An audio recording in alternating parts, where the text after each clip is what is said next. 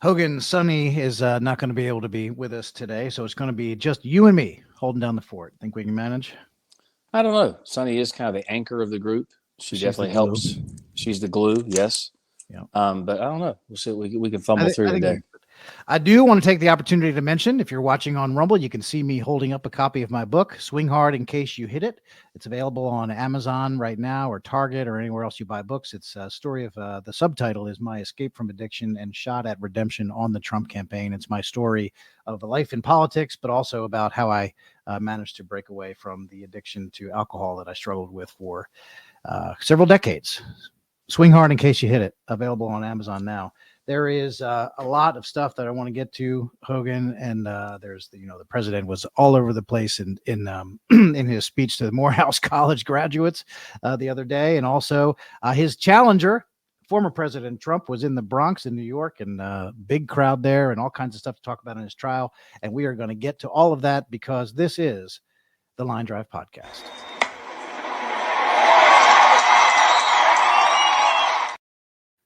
Hogan, I know first you wanted to mention a Republican colleague who was in the news, sadly, because she died suddenly and unexpectedly. And I'm sorry to say I didn't know Alice Stewart, who was known to millions of people as a CNN commentator as well. But she was a friend of yours. You did know her.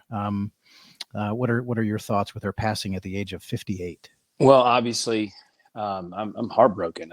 She is someone I worked with actually when we were both reporters for television stations in Little Rock back in the late '90s, early 2000s, and she went to work. She went to work for Huckabee right after I left Huckabee, so we kind of overlapped a little bit.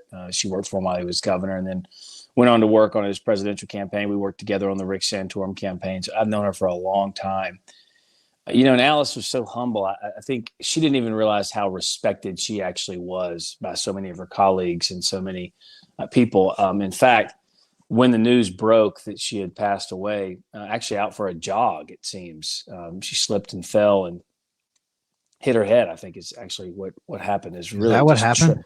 Really just tragic. Oh my gosh, really tragic. And I got so many calls from so many reporters from so many outlets that people on the right typically wouldn't think of as friendly outlets by any stretch. And they were all called just devastated, sad, calling me to talk about it. And Alice just impacted so many people's lives in a positive way. And she was funny. She could get along with both sides of the aisle politically.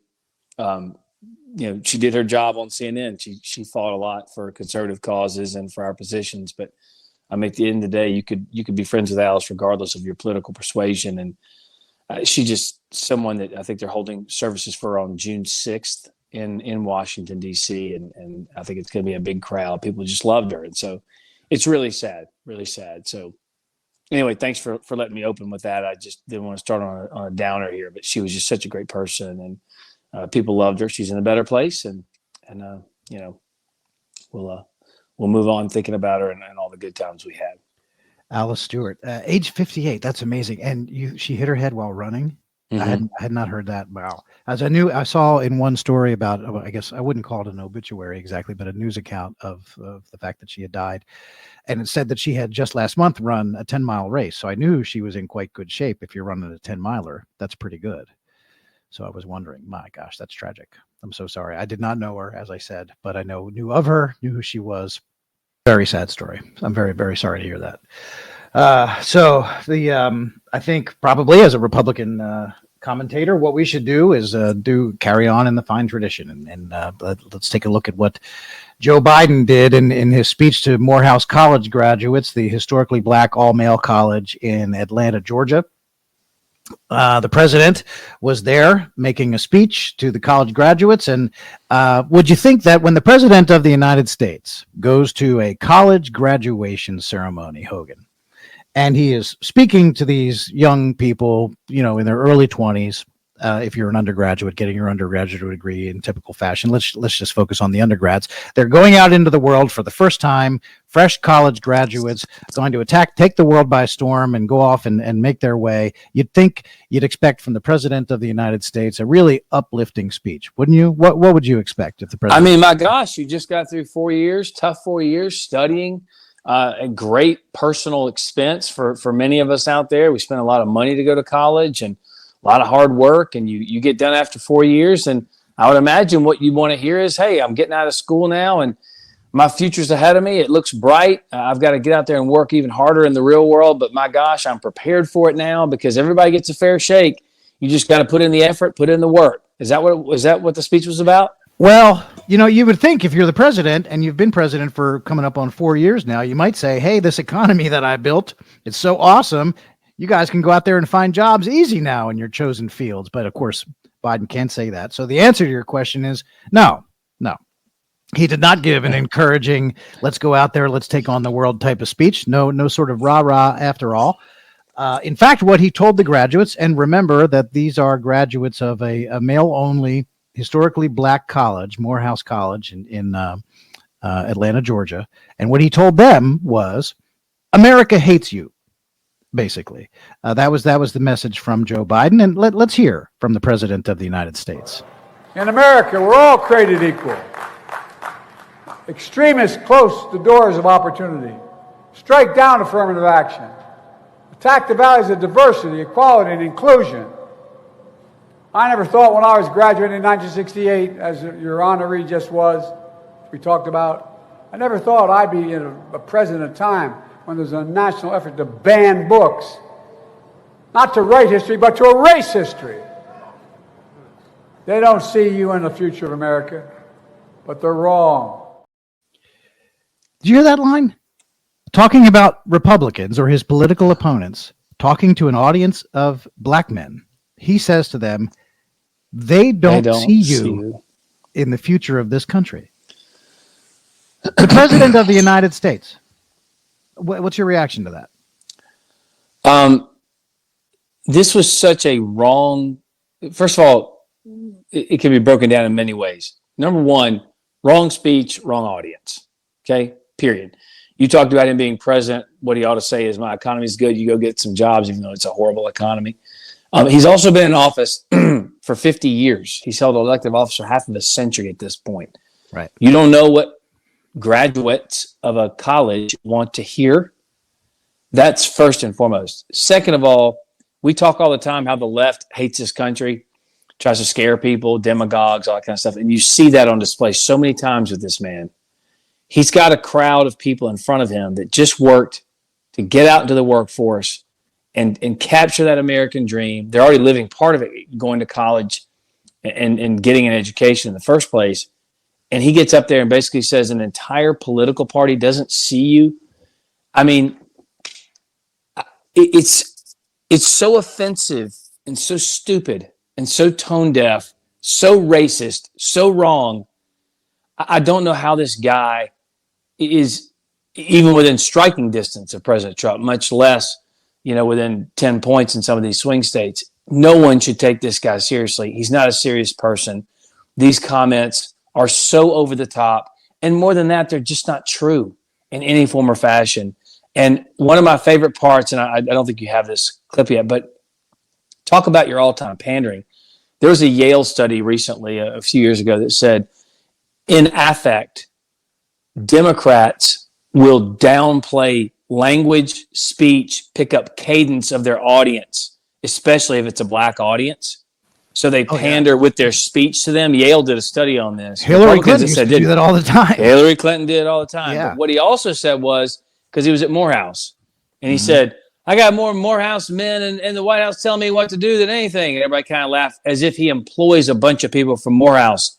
There's not one employee at the White House who graduated from Morehouse. Not really? Not one. Not one.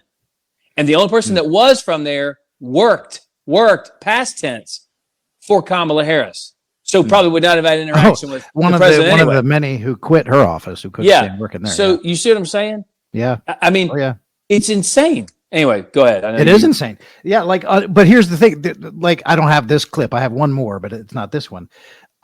He alters, not only does he pick up speech affectations for certain audiences, as you just said, that Democrats do, he also alters his life story so that he can ingratiate himself with with his audience. Think about this. Put yourself in Joe Biden's mind, the 81-year-old white man standing up there in front of this audience of black college graduates, right? 22-year-old black men, a crowd of several hundred. I don't know what was in the graduate, 700, let's say, in the graduating class. That's a guess, by the way. But he said to them, I was the first Biden to ever graduate from college, where he is attempting to leave the impression that he's the first member of his family at all, of his entire family, to ever go to college, right? He's saying that. Why?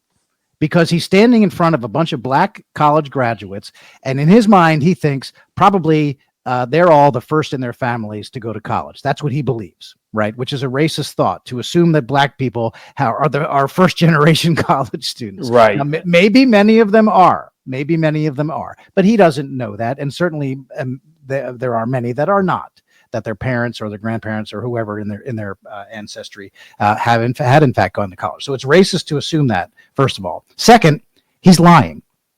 He may well be the person in his family. He's lying by omission. He may well be the first person in his name Biden to go to college from his family. But if he were in front of a white audience, as he has done before, he would tell the story about his mother's father, his maternal grandfather, a guy by the name of Ambrose Finnegan, who played football at Santa Clara College around the turn of the 20th century, out in California. He brags about his football star grandfather all the time, except when he's talking to a black audience, in which case he's more precise and he says, I'm the first Biden to ever go to college, leaving out the fact that he had a grandfather not named Biden who went to college 2 generations before him. So he's trying to say, hey, look, my life experience is the same as yours, which of course is a crock. It's so maddening. So that's exactly what not only is do the Democrats affect the way they talk to try to ingratiate themselves to a black audience,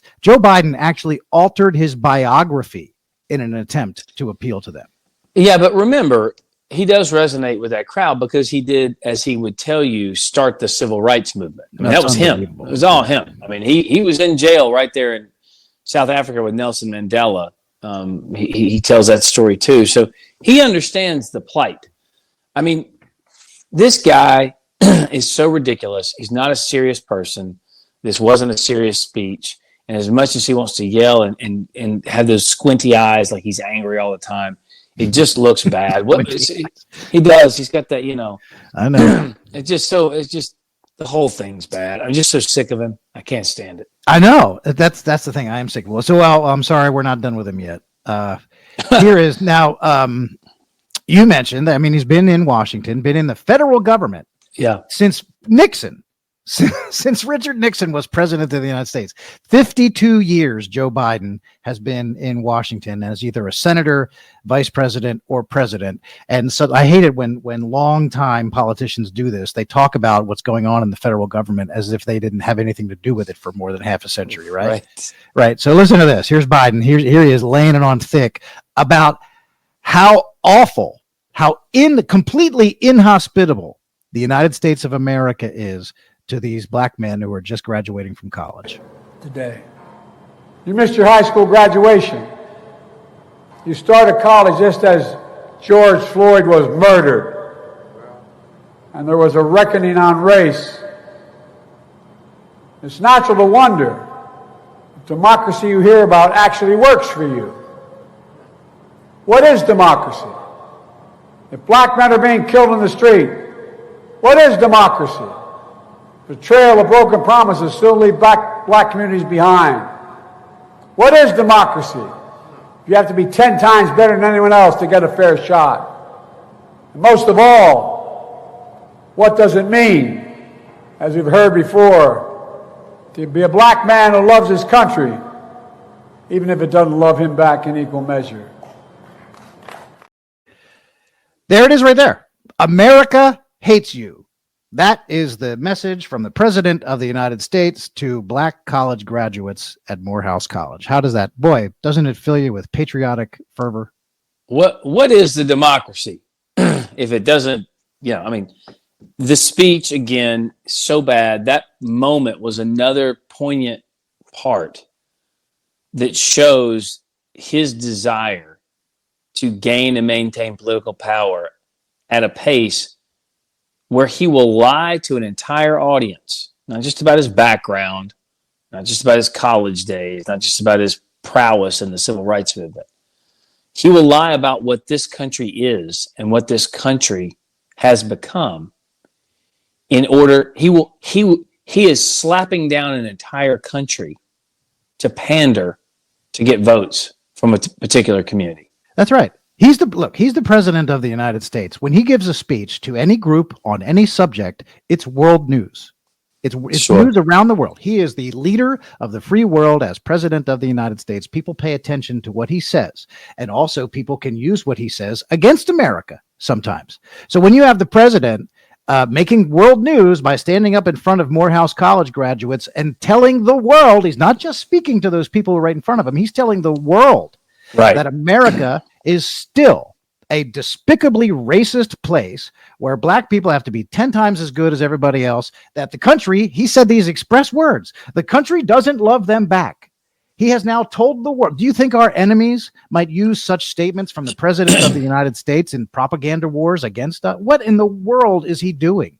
Does it sound, oh my gosh, it sounds just like Michelle Obama about how she was never proud of this country until Barack Obama got elected president. He sounds just like that. Yeah, you know, the divisiveness of this president and these policies and the rhetoric is so fascinating because remember, we were told he was going to bring everyone together. Yeah, he's the great healer. He's the great healer, right? He's the empathizer in chief, but he does that poorly. Obviously, he talked to anybody who's been around him who's lost a loved one, where he goes in there and just talks about himself the whole time, his own family, his own tragedy. But these are moments right here where you're trying to show that while this country has had difficult days in the past, that's not unique. What's unique is that America comes out stronger on the back end of those difficulties, those challenges. And this man is now continuing a long career of just doing whatever it takes, however it takes to get votes. That's all he's doing. And if people don't see through this, it upsets me, but I mean, it's just so obvious. Yeah, you know, it strikes me is that this is not an original thought, but I saw this on X, I think, somewhere, where Joe Biden's mind, in his mind, it's always like 1945. You know, that America has not really progressed since 1945 in Joe Biden's mind. There's no denying that that at many stages and in many parts of this country, it was extremely difficult, and you were extremely disadvantaged, and it was probably impossible for you really to truly get ahead if you were not white, or if you were not a white male, to be more exact. And I have no doubt that there are barriers that remain. But Biden gave that speech like this is South Africa under apartheid. To live in America today is like being black in South Africa when apartheid still existed. That's the way he made it sound. Sure. Because if that's true, what have you been doing for 4 years, old man? Exactly. That's the best part. You're impugning yourself and you don't realize it. 52 That's years, the best really. part. But 52 years. But 4 years as president. And how about 8 years as vice president under the only black president we've ever had? What were you up to in those days, buddy? What you been doing? That's a great point. Yeah, that's funny. So conversely, let's look at the other side of the ledger here. Okay, our former boss, former president of the United States, Donald Trump. Here's a shot of this is a still picture I'm going to put up. Oh, this is what he was up to the other day in the Bronx, New York. The Fox News reported that there were over 25,000 people who turned up at a Trump campaign rally in the Bronx, New York. And this is, within the city of New York City, in the state of New York, not friendly territory necessarily for Republicans. Look at that. What this is an unbelievable turnout in a blue city, in a blue state. What do you think of this? Yeah, people, when he took the CNN debate, said, we're doing it. We're going to go on there with Jake Tapper and Dana Bash. And people were like, oh my gosh, why would you go into such a tough, hostile environment? You're not going to do well. And he said, I did it because no one thought I would. I'm doing it. I mean, I got to go out there and talk to people. I'm going to talk to people. I'm going to do it through there. Same thing. Don't go to New York. Don't waste your time. They don't like you. No one there likes you. Don't go to New York. And he says, no, I'm going to New York. I'm doing the Bronx. I'm from New York. I'm doing it. To see the amount of people that showed up for that, the sheer volume's one thing.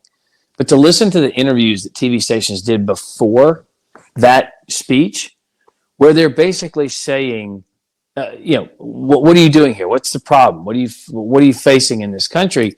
Everybody down to a person said, look, crime's rampant. They won't do anything to stop the crime. Immigration's killing us. People flooding into this country illegally, a problem. Money. They said we don't have enough money to pay for gas, for groceries, all those things. They were there because they don't like the current situation that has been created by Joe Biden. Yeah. And so I saw people, because there was a big rainstorm, and AOC put one of those like this emoji, the prayer emoji on her she was happy Twitter page. Said, these are her constituents, by the way. Of course. Basically saying God is good for having the rain come. They stayed there. They stayed there for a long time to wait and hear Donald Trump speak. And I'll tell you, he's so good at a room with 5 people, 1 person, 5,000 people. He can still make you feel like he's talking directly to you.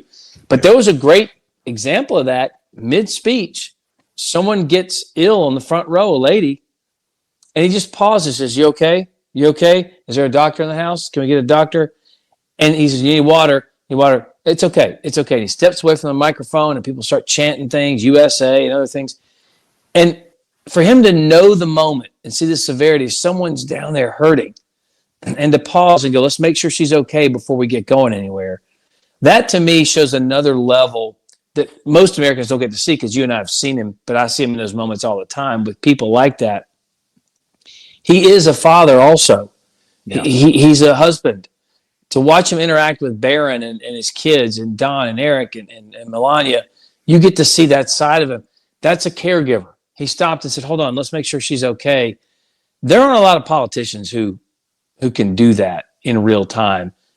Joe Biden, I mean, he's the one during his speeches who needs medical attention, so he could never say someone else needs it. But you know what I'm saying? I do. That's a good one. That's a funny one. Yeah, but if Joe Biden, he would be too focused on the teleprompter to even notice that somebody had fallen ill. Sure. He's so struggling to get through the speech all the time. Biden would not even. You can't glance down and see what the actual crowd reaction is. And so you're he wouldn't find somebody falling ill. But that it was kind of convenient for Trump to get there, to get to the Bronx, because he had to be in Manhattan anyway for the ridiculous trial that's going on. Yep. I don't think, now this is not to say that there's not going to be a conviction, because this is a Manhattan jury and it's drawn from a predominantly Democrat city. It's like 85-90% Democrat according to how they vote in elections. So it might be difficult to get an impartial jury there, as we all know. But that said, it does not seem to be going very well for the prosecution. This is, again, if you're watching on Rumble, you'll be able to see this. This is after Michael Cohen testified. This is the front page of the New York Post. The headline on the front page: liar, con artist, thief. Michael Cohen admits stealing from Trump. Now, that's the sort of thing you think, is Michael Cohen going to put this on his LinkedIn page? Picture of this. What do you think? Yikes. Try going out and getting a job after that front page. So this is after Cohen was on the stand and admitted that he had stolen. It actually works out to be $60,000, because they did what's called grossing up the money that he claimed he needed to be reimbursed, and they gave him extra because if it was treated as income, it would be taxed. And so they instead of paying him 30, it actually ended up being 60 because of the transaction. And he admitted on the stand that he was lying to them about that money. And so that actually is felony grand larceny. He stole $60,000, and the prosecutor is letting him slide on that. The prosecutor knew that he had done that, and Alvin Bragg decided to let him slide in exchange for testifying against Trump. We're going to forgive you of this felony of stealing $60,000, which, by the way, is a worse crime than what Donald Trump is even way worse.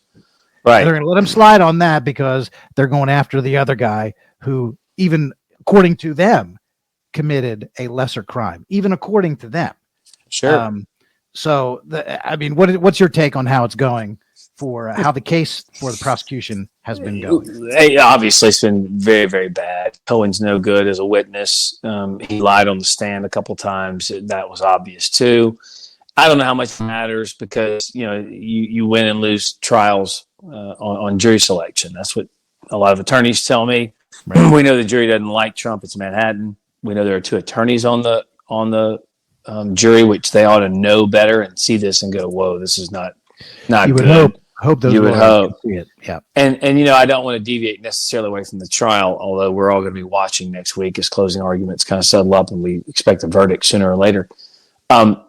All this too on the backdrop of the FBI going into Mar-a-Lago, the news breaking that they were told to basically use lethal force. Yeah. To go into Mar-a-Lago.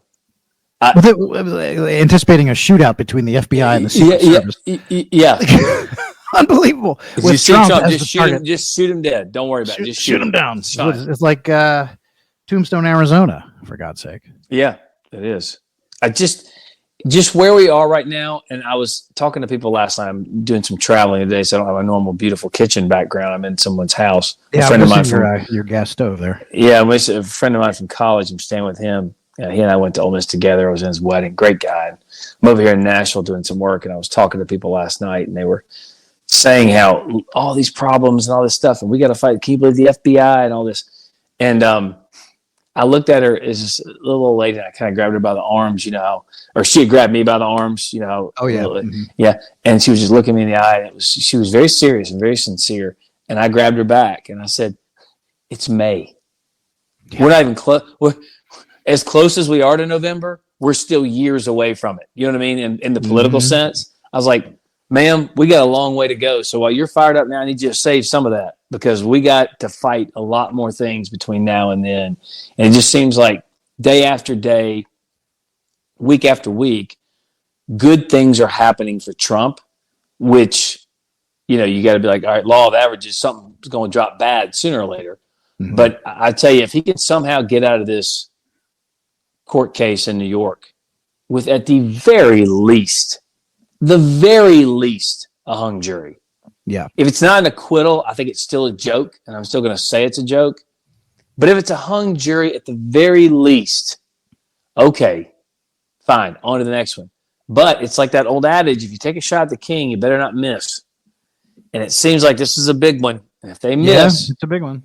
If they miss, he is going to have a head of steam that is going to be really difficult to stop. Yeah. I mean, you're right to express caution, but there's so much there, roughly 6 months to go. God knows. We have no idea what turns this election is going to take. Who knows? Well, right now we're under the assumption that it's going to be Biden against Trump in November. Honest to God, we don't really know that. It's true. We really don't. I mean, I have every confidence Donald Trump will be on the ballot, but what about Joe Biden? I don't know. We know he's not making it through a full second term. That's just obvious. Yeah, you would think that that's not the case. So the way this ends up, I mean, there's a variety of different possible outcomes, of course. An acquittal is, I think, the correct outcome. But there's also a dismissal's I never should have been brought. You knew that was never even on the table because of the Democrats running the show. Then a dismissal, then an immediate acquittal. dismissal, then acquittal, and then hung jury, I guess, would be next on the hit parade. I guess. And then I saw somebody, the worst possible scenario, of course, is a conviction on all counts that what Alvin Bragg is wanting. The other possibility is that I saw somebody raise this as a possibility that they could find him. The jury could find him guilty of violating the state statute, but and that statute only, but the statute of limitations has already run its course, so there wouldn't be any actual. It's actually not. They wouldn't be actually convicting him of it. There's like some tap dance that the jury could do, acknowledging that it's kind of a farce, but wanting to convict him of something. So they convict him of something that doesn't carry any weight because the statute has expired. You understand what I'm saying? Yeah, sure. But again, if the statute expired, what are we even doing here? I don't know. I hope none of this survives on appeal anyway. No, it'll all get thrown out. But what's fascinating to me is the defense also wanted to call a federal election law, a subject matter expert, and the judge wouldn't let him do it. Wouldn't let him do it. Yeah. Because the guy was going to say, no, there's nothing. He didn't do anything wrong here. This is not illegal. This isn't a violation, et cetera, et cetera. And what's fascinating about that, on its face, it's just wrong. But also, Cohen got to go up on the stand, who is a convicted liar, been to jail, disbarred, everything else. And he got to tell you what the law was and how he interpreted the law as being a violation, et cetera. Yeah. How come they can't have their own version? Right, but they can't have their own version of that. Right. It just blows your mind when you think about it. So I hope, we always say all the time, the American people see this. I hope they do. I think a lot of them do, for what it's worth, because it's hard to prove someone is guilty of a crime when they didn't commit a crime. Yeah, and they still haven't alleged what the crime is, Tim. Right. I still don't know what it is. That's what I was going to say. The prosecution is not even telling anybody what crime they think he committed. That's right. It's like letting the jury just pick. I don't know, come up with something. That's right. And so I'll tell you what. Who I think sees it, who can see this for what it actually is.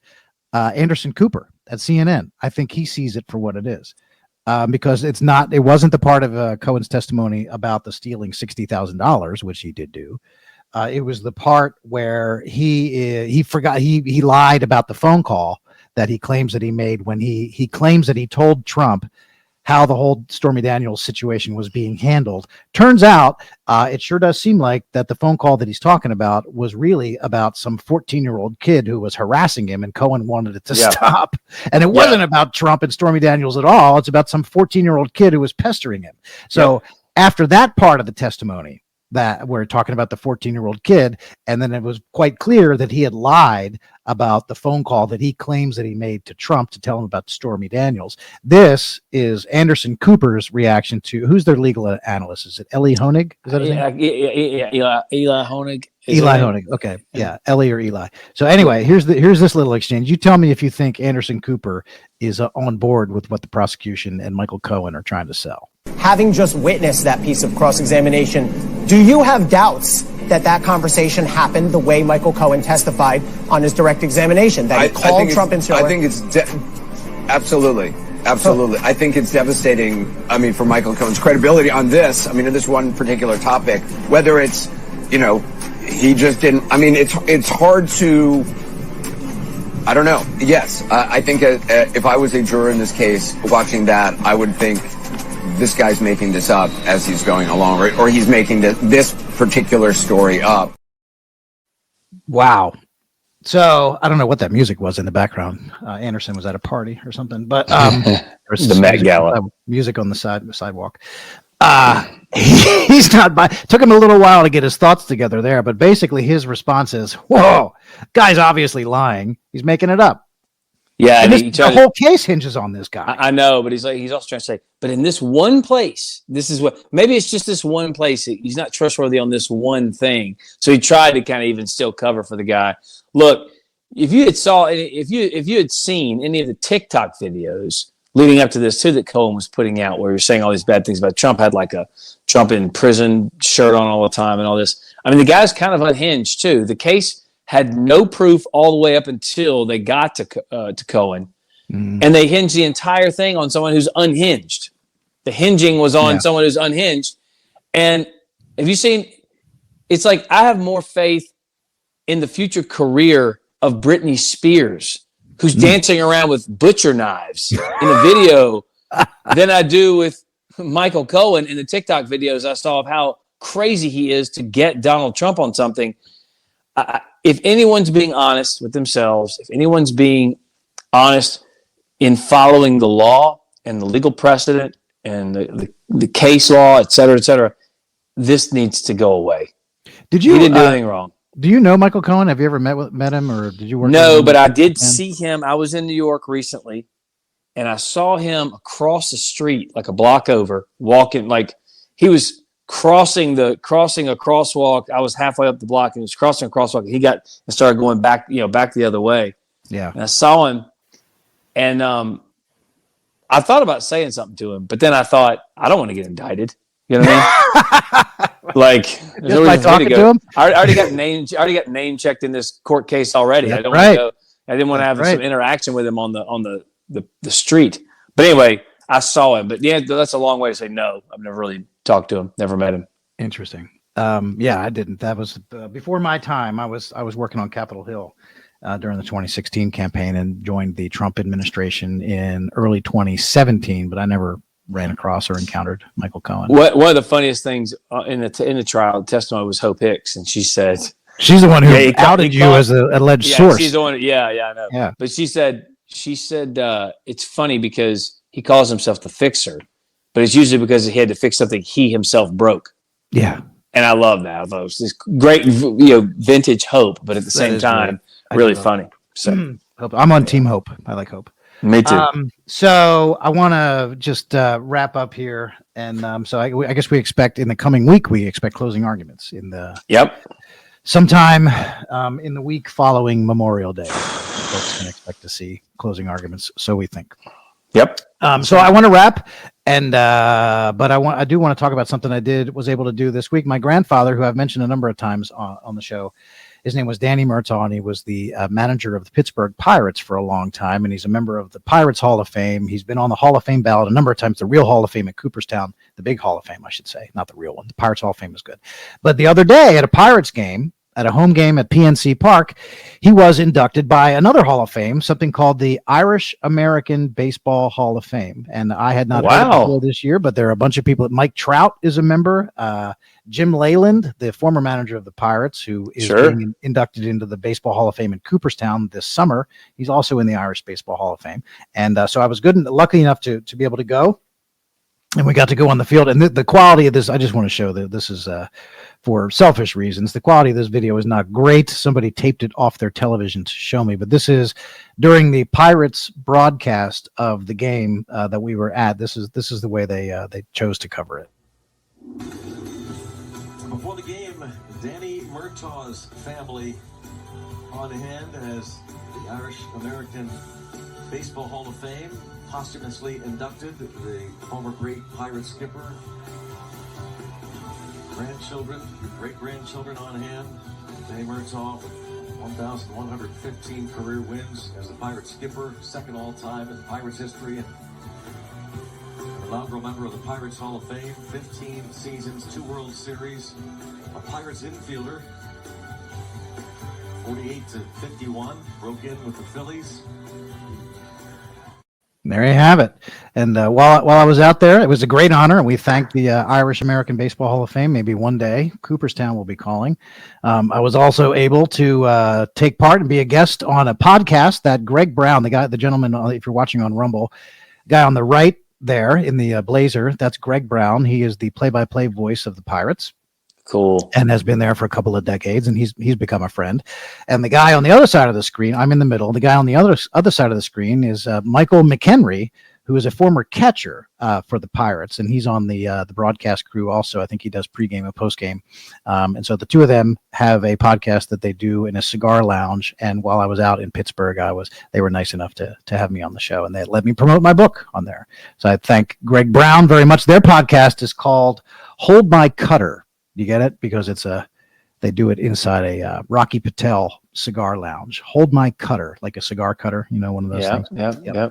So I'm very grateful to Greg Brown and Mike McHenry, whose nickname, this is great. You know what Fort McHenry is?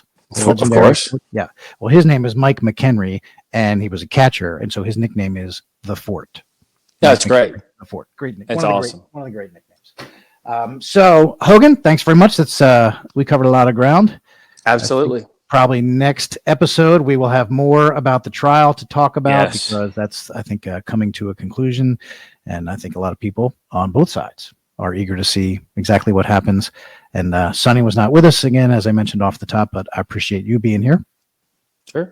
For Hogan Gidley and Sonny Joy Nelson, who's not with us, I'm Tim Murtaugh. This has been the Line Drive Podcast.